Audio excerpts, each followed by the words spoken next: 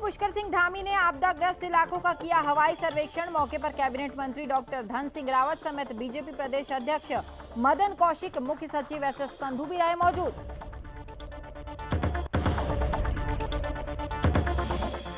मुख्यमंत्री पुष्कर सिंह धामी ने ट्वीट के माध्यम से प्रदेशवासियों को दी राष्ट्रीय खेल दिवस की बधाई, साथ ही मेजर ध्यानचंद को किया नमन।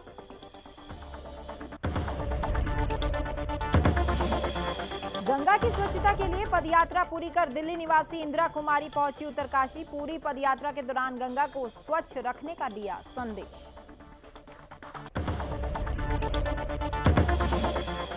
और उत्तरकाशी की 22 वर्षीय अनामिका बिष्ट ने किया सबसे ऊंची चोटी एल्ब्रूस का सफल आरोहण। आपको बता दें कि अनामिका के साथ 2 अन्य लोग ने भी की चढ़ाई।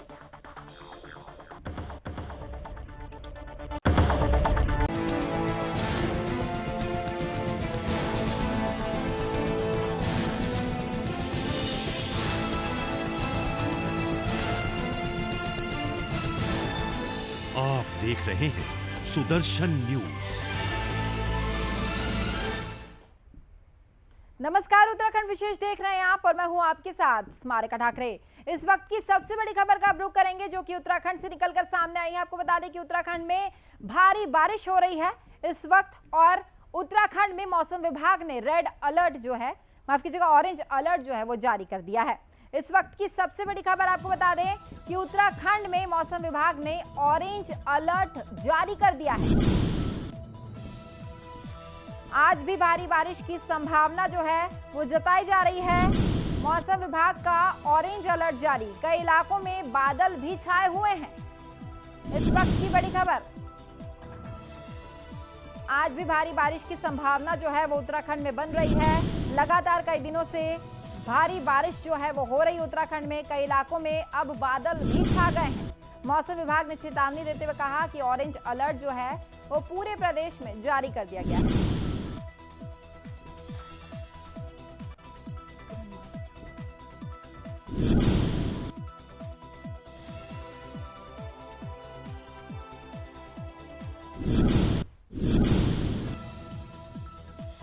इस वक्त एक और बड़ी खबर का रुख करेंगे। 86 करोड़ की लागत से कैंसर हॉस्पिटल जो है वो बनने वाला है। एक छत के नीचे सभी जांच की सुविधाएं जो है वो मुहैया होगी। हल्द्वानी में प्रस्तावित स्टेट कैंसर इंस्टीट्यूट की डीपीआर जो है वो पूरी तरह से अब तैयार कर ली गई है। मरीजों के इलाज के लिए न्यूक्लियर मेडिसिन समेत 19 जो है विभाग होने वाले हैं इस बार। 86 करोड़ की लागत से स्टेट कैंसर इंस्टीट्यूट जो है वो बनने वाला है। इस वक्त की बड़ी खबर,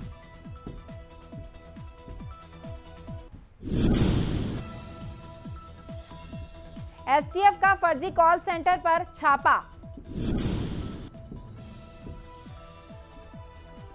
अमेरिका के लोगों से ठगी करते हुए 2 युवक को अब गिरफ्तार किया गया। इस वक्त की एक और बड़ी खबर आपको बता दें, देहरादून के डोंगा गांव में चल रहा था कॉल सेंटर।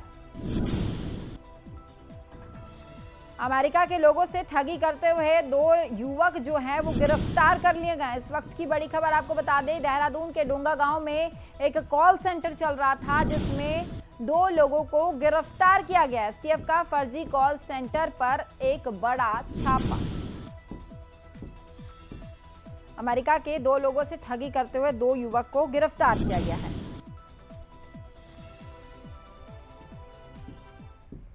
बढ़ेंगे आगे। मुख्यमंत्री पुष्कर सिंह धामी ने आज गढ़वाल मंडल के देवप्रयाग, तोताघाटी, तीन घारा, कौड़ियाला, ऋषिकेश, रानी पोखरी, नरेंद्र नगर, फकोट और चंबा के आपदाग्रस्त इलाकों का हवाई सर्वेक्षण किया और मौके पर मौजूद लोगों से बातचीत कर जरूरी जानकारी भी ली। इस दौरान मुख्यमंत्री के साथ कैबिनेट मंत्री डॉक्टर धन सिंह रावत समेत बीजेपी प्रदेश अध्यक्ष मदन कौशिक, मुख्य सचिव एसएस संधू भी मौजूद रहे।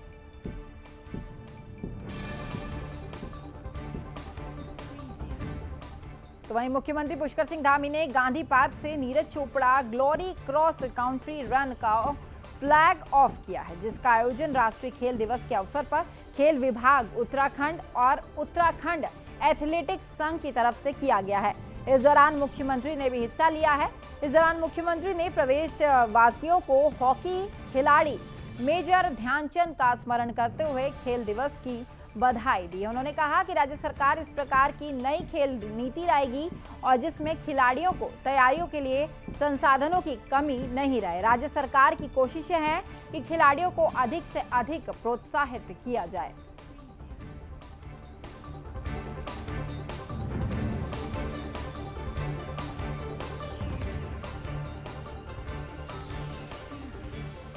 तो वहीं मुख्यमंत्री पुष्कर सिंह धामी ने राष्ट्रीय खेल दिवस के अवसर पर सभी देशवासियों को ट्वीट के माध्यम से बधाई दी है। उन्होंने ये लिखा है कि सभी देशवासियों को राष्ट्रीय खेल दिवस की हार्दिक बधाई और साथ ही हॉकी के जादूगर मेजर ध्यानचंद जी की जयंती पर शत शत नमन। राज्य सरकार खेलों के विकास और खिलाड़ियों को आधुनिक सुविधाएं उपलब्ध कराने के लिए संकल्पबद्ध है।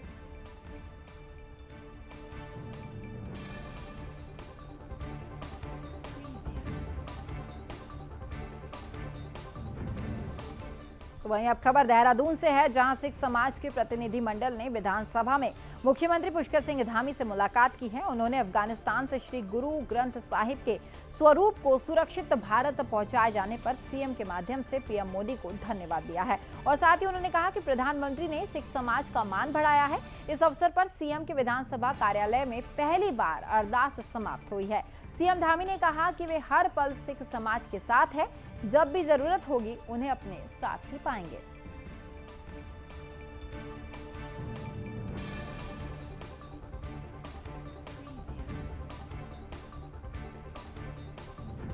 तो वहीं बाजपुर के किसानों ने करनाल में टोल प्लाजा पर धरना दे रहे किसानों पर हुए लाठीचार्ज के विरोध में हरियाणा सरकार का पुतला फूंकते हुए जमकर नारेबाजी की है। इस दौरान किसानों ने सरकार को मांग पूरी नहीं होने तक आंदोलन जारी रखने की चेतावनी दी है। आपको बता दें कि बाजपुर के किसान नेता जगतार सिंह बाजवा के नेतृत्व में ये प्रदर्शन किया गया है। तो वहीं किसान नेता जगतार सिंह बाजवा ने कहा कि बीजेपी सरकार किसानों के साथ अब बर्बरता पूर्वक बर्ताव कर रही है। इतना ही नहीं, उन्होंने बीजेपी सरकार को चेतावनी देते हुए कहा है कि भले ही वो किसानों पर लाठियां और गोलियां चलवा दे, लेकिन हम अपनी मांगों को लेकर डटे रहेंगे।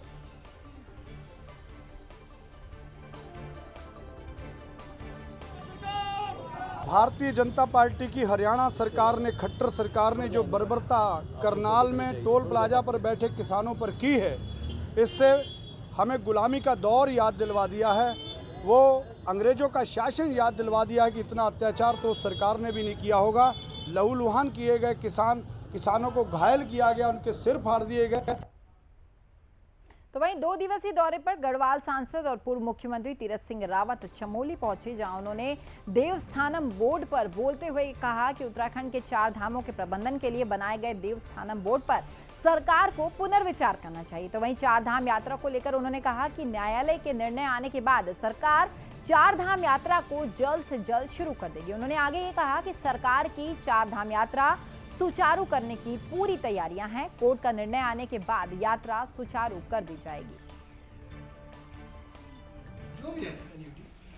यात्रा जहां तक बात है, कोविड के कारण पिछले समय में सभी जगह यात्राएं और दर्शन के लिए बंद था आम लोगों के लिए, लेकिन पूजा पाठ होता रहा। उसमें समयबद्ध हमने खुलवाने का तय किया था और वो सब चल रहा है।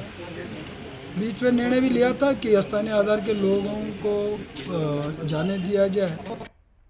तो वहीं उत्तराखंड के चमोली में शिक्षक संगठनों ने एक सूत्री मांगों को लेकर रैली निकाली। इस दौरान शिक्षक संगठनों की तरफ से डीएम के माध्यम से मुख्यमंत्री और राज्यपाल को ज्ञापन सौंपा गया है। आपको बता दें कि 2001 में सर्व शिक्षा अभियान के तहत बीआरसी भवन बनाया गया, जिसमें शिक्षकों ने भी आर्थिक सहायता की। शिक्षकों का कहना है कि पोखरी में कई भवन खाली है, फिर वहां सिविल जज कोर्ट क्यों नहीं बनाया जा रहा है। इन्हीं मांगों को लेकर शिक्षक संगठनों ने प्रदर्शन किया है और साथ ही शिक्षक संगठनों का ये कहना है कि अगर हमारी मांगे पूरी नहीं हुई तो आगे भी हम प्रदर्शन जारी रखेंगे।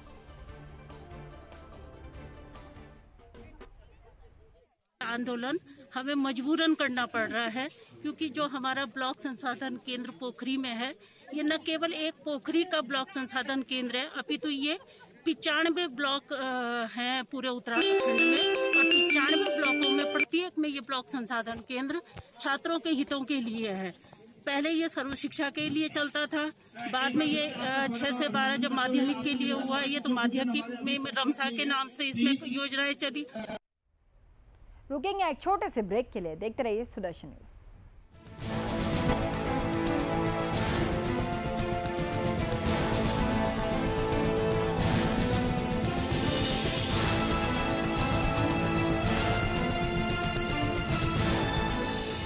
देख रहे हैं सुदर्शन न्यूज।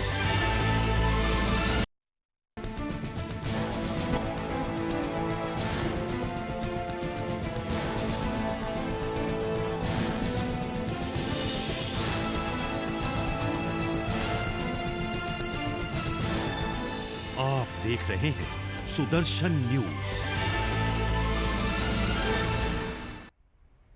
ब्रेक के बाद एक बार फिर से आपका स्वागत है। बढ़ेंगे आगे। जिलाधिकारी डॉक्टर आशीष चौहान धारचूला पहुंचे, जहां जिलाधिकारी ने आपदाग्रस्त गांव का जायजा लिया। जोशी गांव के राहत बचाव कार्यों का जायजा उन्होंने लिया। इस दौरान जिलाधिकारी ने विश्राम गृह में विभागीय अधिकारियों के साथ बैठक भी की, जिसमें दारमा ब्यास वैली की बंद सड़कों को खोलने में हो रही देरी को लेकर बीआरओ के खिलाफ नारेबाजी जताते हुए सभी विभागों को 5 सितंबर तक मार्ग खोलने के निर्देश दिए गए और साथ ही जिलाधिकारी ने सभी विभागों को चेतावनी देते हुए कहा कि आपदाओं के दौर में लापरवाही बिल्कुल भी बर्दाश्त नहीं की जाएगी।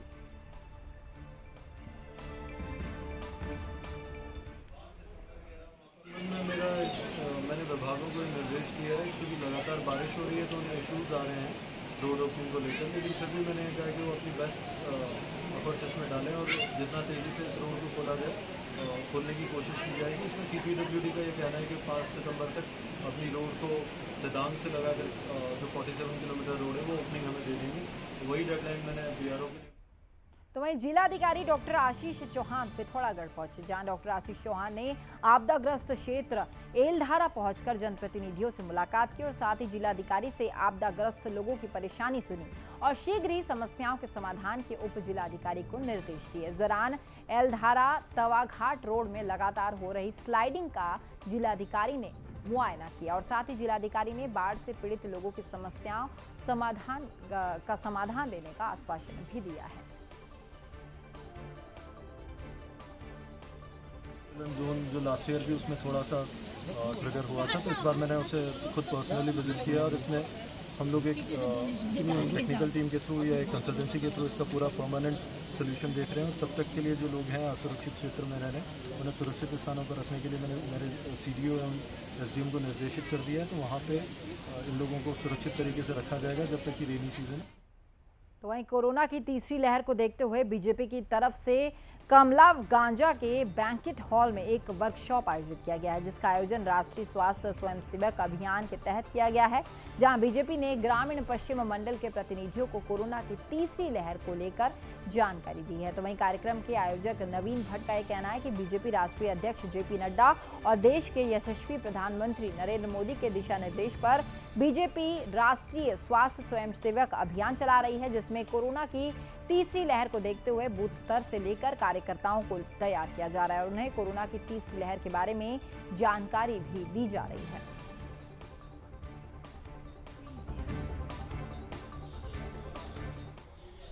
पश्चिम द्वारा जो आज ये कार्यशाला मंडल की जा रही है, इसमें जो भारतीय जनता पार्टी के हमारे राष्ट्रीय अध्यक्ष श्रीमान JP नड्डा जी और हमारे इस भारतवर्ष के यशस्वी प्रधानमंत्री श्रीमान नरेंद्र मोदी जी की जो एक बहुत ही बृहद सोच के कारण यह आज कार्यशाला पूरे भारतवर्ष में और इस प्रदेश में और इस जिले में आज इस मंडल में हमारे हो रही है।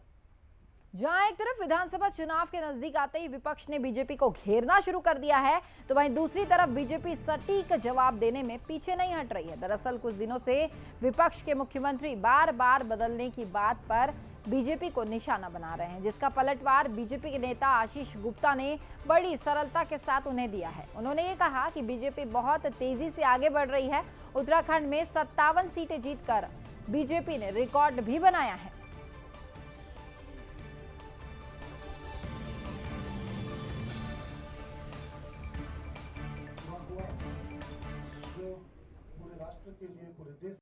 अब भारतीय जनता पार्टी मोदी जी के नेतृत्व में बहुत मजबूती से पूरे देश में आगे बढ़ रही है। उत्तराखंड में भी इस बार हमने 57 सीटें जीतकर एक रिकॉर्ड कायम करा, अर्थात प्रदेश की जनता का, हमारे सैन्य बाहुल्य जितने क्षेत्र हैं उन सबका भारतीय जनता पार्टी में, मोदी जी में अटूट विश्वास है। तो वहीं मसूरी देहरादून लाइब्रेरी मार्ग पर आईटीबीपी गेट के पास एक कार अनियंत्रित होकर नीचे सड़क पर गिरी। हादसे में 3 लोग गंभीर रूप से घायल हो गए, जिसकी सूचना मिलते ही मौके पर पहुंची पुलिस ने घटनास्थल का जायजा लिया है। तो वहीं स्थानीय निवासी के मुताबिक तेज गति से मसूरी की ओर गाड़ी आ रही थी कि अचानक आईटीबीपी गेट के पास कार पैराफीट पर चढ़ गई, जिससे ये बड़ा हादसा हो गया। फिलहाल घायलों को अस्पताल में भर्ती करवाया गया है और पुलिस आगामी जांच में अब जुट गई है।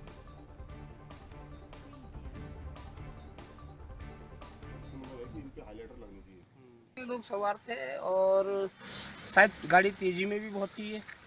ये गाड़ी इधर रेलिंग पे चढ़ी है, रेलिंग से फिर ये पलटा खा के हमारे रास्ते पे गिर गई है और बड़े मुश्किल से तीनों को बाहर निकाला। रात को हमने पुलिस वालों को बुलाया तो पुलिस वाले आ तो गए थे, काफ़ी देर में आए। 108 को फ़ोन करा तो वो कह रहे कि भी चोट लगी तो हम तब आएंगे, नहीं तो नहीं आएंगे। तो वहीं कांग्रेसी नेता जयेंद्र रमोला ने हरिद्वार रोड पर स्थित एक निजी होटल में प्रेस वार्ता की है। प्रेस वार्ता के दौरान कांग्रेसी नेता ने अपनी कांग्रेस पार्टी पर आरोप लगाया है। कांग्रेसी नेता ने कहा कि पक्ष के साथ कांग्रेस पार्टी के नेता साजिश के तहत कांग्रेस की छवि धूमिल करने के प्रयास में लगे हैं और साथ ही उन्होंने कहा कि कांग्रेस के खिलाफ साजिश की जा रही है। इतना ही नहीं, उन्होंने कहा कि साजिश करने वालों के खिलाफ कानूनी कार्रवाई भी की जाएगी।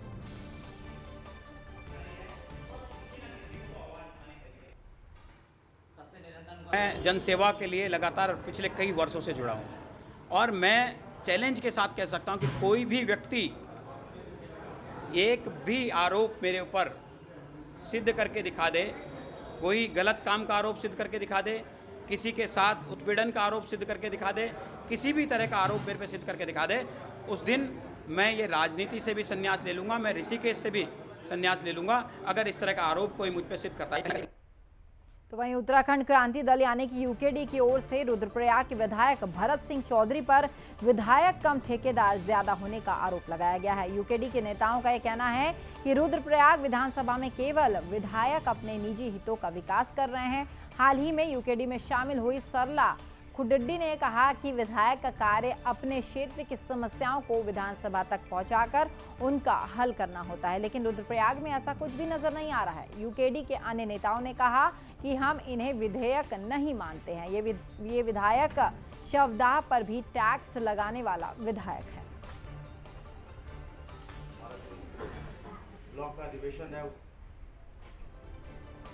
तो वहीं उत्तरकाशी जनपद की बेटियां पर्वतारोहण के क्षेत्र में लगातार नया कीर्तिमान हासिल कर रही हैं। हाल ही में 2021 में 2 देशों की पर्वत श्रृंखला पर सविता कंसवाल ने चढ़ाई की थी।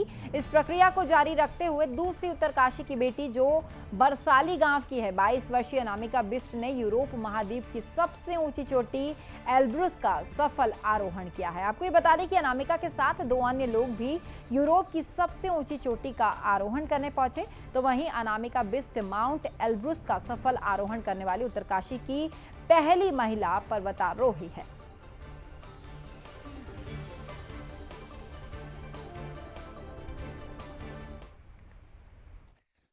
माउंट एल्ब्रस यूरोप की सबसे हाईएस्ट पीक, जिसमें हम 7 लोगों का 7 सदस्यों का एक ग्रुप था, जिसको मैंने लीड किया था बूट एंड क्रैम्पॉन कंपनी के द्वारा ये किया गया था। अभी तक प्रशासन का कोई आर्थिक सहयोग तो नहीं मिल पाया, पर आशा करती हूँ कि आने वाले समय में फ्यूचर में प्रशासन खेलों के लिए और एडवेंचर्स गेम के लिए अपना पूरा सहयोग करेगी।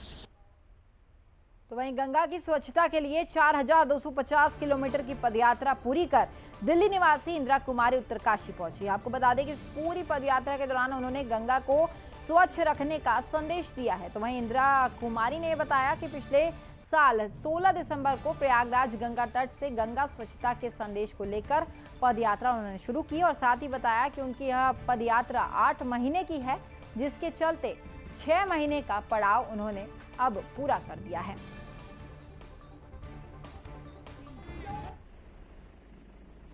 अ, 16 दिसंबर को ये प्रयागराज से शुरू की थी गंगा परिक्रमा और अब तक 4250 किलोमीटर के आसपास चल चुकी हूँ। इसमें बंगाल, बिहार, झारखंड, यूपी का ये पोर्शन और अब हम गंगोत्री और गोमुख और ग्लेशियर से पूरा यू टर्न लेंगे वहाँ से। और उद्देश्य यही है कि एक तो गंगा हमारी सबसे फिलहाल इस बुलेटिन में इतना ही, लेकिन सुदर्शन न्यूज में खबरों का सिलसिला लगातार जारी रहेगा। जय हिंद।